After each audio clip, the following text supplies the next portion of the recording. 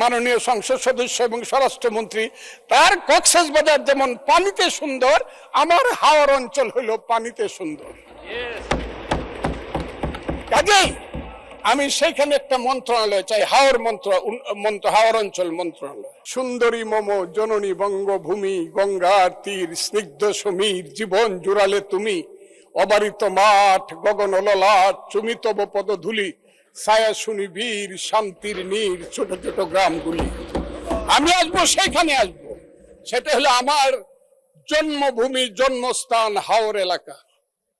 সেই হাওর এলাকায় আপনার বাড়ি। সেই হাওর এলাকা শুরু হয়েছে চাঁদপুর থেকে ধরে গারু পাহাড়, খাসিয়া পাহাড় পর্যন্ত, জৈন্তা পাহাড় পর্যন্ত। এক সময় চাঁদ সৌদাগরের রূপার নৌকা ছিল, সপ্ত ডিঙ্গা ছিল, বেহুলা লক্ষিন্দর ছিল। চাঁদপুর থেকে, আজকের চাঁদপুর থেকে ওইটা ছিল কালিদর সাগর, ব্রাহ্মণবাড়িয়া হয়ে, অষ্টগ্রাম, ইটনা, মিঠামন হয়ে, ওই ধরমপাশা হয়ে, বানিয়াচুং হয়ে, সমস্ত এটা ছিল কালিদর সাগর। সেই কালিদর সাগরকে এখন বলা হয় হাওর এলাকা। আমি বইটা সব পড়ছি, ৬৬ পৃষ্ঠায় হাওরের ব্যাপারে শুধু একটা কথা ছাড়া আর কোনো কথা না, আমি সব বই পড়ছি। সেই হাওর এলাকা যেখানে একদিন দুধের গাই ছিল, হালের বলদ ছিল, আম গাছ, জাম গাছ, কাঁঠাল গাছ ছিল, যেখানের মানুষ ঘরে বসে থাকতো ৬ মাস। আপনি জানেন, কোনো কাজ করতো না, কিন্তু ধান আর মাছ ঘর ভরা ছিল। আজকে সেই ভাটি এলাকার মানুষ এইবার বারবার আগাম বন্যার কারণে, প্রাকৃতিক ক্যালামিটির কারণে আজকে এরা হয়ে গেছে শুধু নিঃস্ব না, সারা বাংলাদেশে রংপুর এক সময় কামলা সাপ্লাই করত, শ্রমিক। এখন হাওর অঞ্চলের মানুষ সারা বাংলাদেশে শ্রমিক সাপ্লাই করে।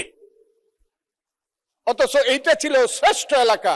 ওই এলাকাটাকে দেখেই রবি ঠাকুর যখন সিলেট থেকে সুনামগঞ্জ গেল, হাসন রাজার এখানে গেলে, যখন হাসন রাজার বাড়িকে দেখার জন্য, তখনই ওই এলাকাকে দেখে বলেছিল সুন্দরী মম জননী বঙ্গভূমি।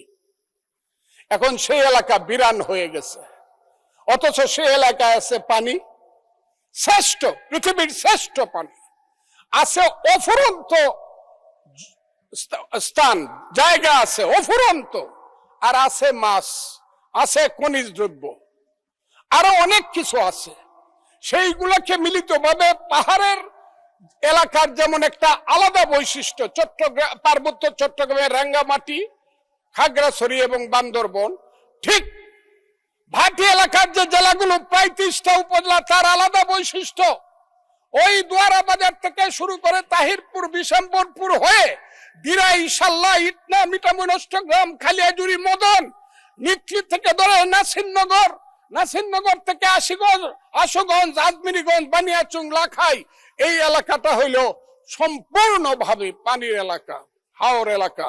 এই এলাকাটা একটা ভিন্ন ধর্মী এলাকা। ওই এলাকার মানুষকে বাঁচাতে হলে একটা মন্ত্রণালয় আলাদা করতে হবে। এই কথাটা বলার জন্য আমি এতগুলো কথা বললাম। আমি দাবি করছি, আমার নেতা যদি থাকতেন, আমি চাইতাম যে আমার হাওর অঞ্চলে আপনি দেখেন এখানে একটা মন্ত্রণালয় করা যায় কিনা। নেতার দায়িত্বে আছেন জনাব ফখরুল ইসলাম আলমগীর, আমি এটা জানি। তাকেই আমি বললাম যে হাওর অঞ্চলকে একটা মন্ত্রণালয় করা যায় কিনা। আমি আরেকটা কথা বলবো, হাওর অঞ্চলে অনেকগুলো কাজ শুরু হয়েছিল, বিশেষ করে ৫,২০০ কোটি টাকা খরচ করে একটা ফ্লাইওভার করার কথা ছিল মরিচখালী থেকে মিঠামইন। এইটা বন্ধ করে দিয়েছে ইউনূস সাহেব। এইটা চালু করা যায় কিনা, অথবা আরো কম টাকায় হাওর একটা রাস্তা নেওয়া যায় কিনা, যাতে 12 মাস হাওরের মানুষ আমরা বাইরে আসতে পারি, ঢাকা থেকে যেতে পারে, তাহলে ওইটা হবে সবচেয়ে সুন্দর একটা এলাকা। এর চেয়ে বড় পর্যটন কেন্দ্র যে সালাউদ্দিন ভাই চায় রয়েছে, আমার সালাউদ্দিন মাননীয় সংসদ সদস্য এবং স্বরাষ্ট্রমন্ত্রী, তার কক্সবাজার যেমন পানিতে সুন্দর, আমার হাওর অঞ্চল হইল পানিতে সুন্দর। কাজেই আমি সেখানে একটা মন্ত্রণালয় চাই, হাওর অঞ্চল মন্ত্রণালয়। এখন আসি বাংলাদেশের কথায়, বর্তমান কথায়। প্রত্যেকদিন স্লোগান হচ্ছে এইটা চাই না, ওইটা চাই না, মারামারি, শাহবাগ, পলাশবাড়ি। সেই পলাশবাড়িতে দেখা যাচ্ছে 81 ফুট রাম মন্দির হচ্ছে, আর প্রত্যেক দিন মিছিল হচ্ছে। রাম মন্দির চাই না, মালাউন্ডা দেশ ছেড়ে চলে যাও, হিন্দুরা চলে যাও, মিছিল করতেছে। তাদের পোশাকটা দেখলেই বুঝি আমি তারা কারা। সেই পোশাকি লোকজনের সংখ্যা এখন বেড়ে গেছে, এমন বাড়ছে যে তারা পৃথিবীর কোন সভ্যতা সংস্কৃতি কোনো কিছু শুনতে চায় না, কোনো কথা শুনতে চায় না।